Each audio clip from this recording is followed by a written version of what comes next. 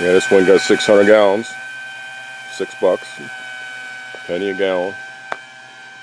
And I was trying to hook up that little tiny pump that I have. It takes forever to transfer the water. So I brought a pool pump up here a few years ago, a couple years ago. It's been sitting on the ground. So I was trying to get this bigger hose with the pool pump going, but I need to get some fittings. This is the water system. The corn's doing good now. I fertilized it. A little bit of corn planted behind the cabin.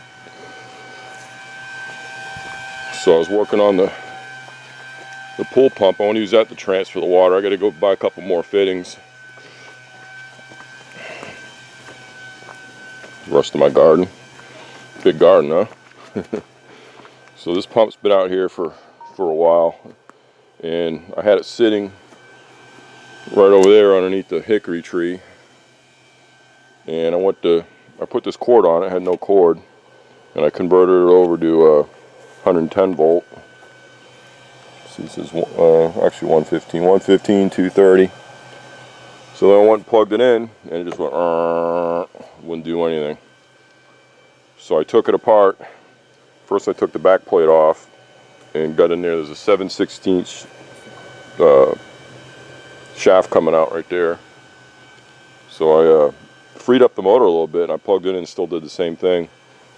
So I broke the whole motor down, got into the impeller over here, and worked it back and forth with my hand, freed it up pretty good, sprayed some WD-40 in there, and now it works.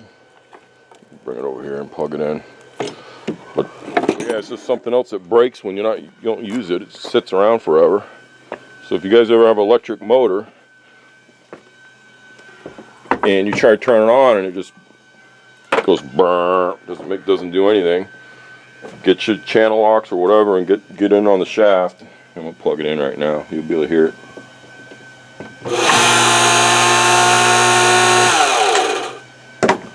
So the bearings make some noise on it, but we were throwing that pump out down in Florida, so I don't care. It's just going to pump water 10 times or more, maybe 20 times faster than that pump over there.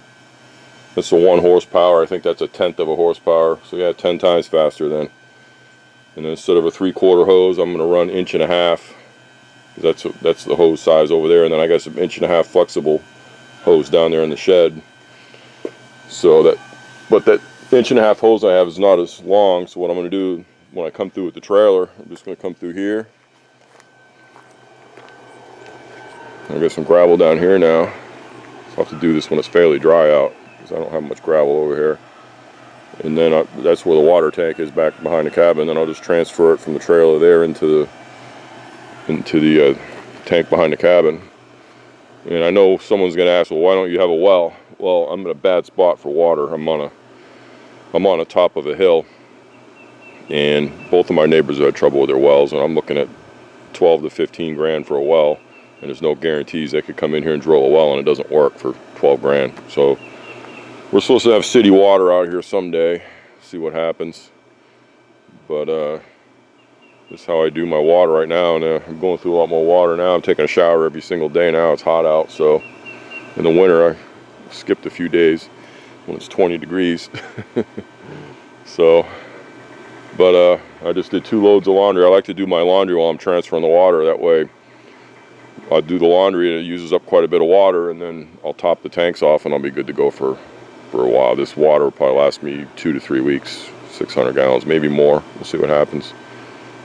But yeah, we got the yard coming in now.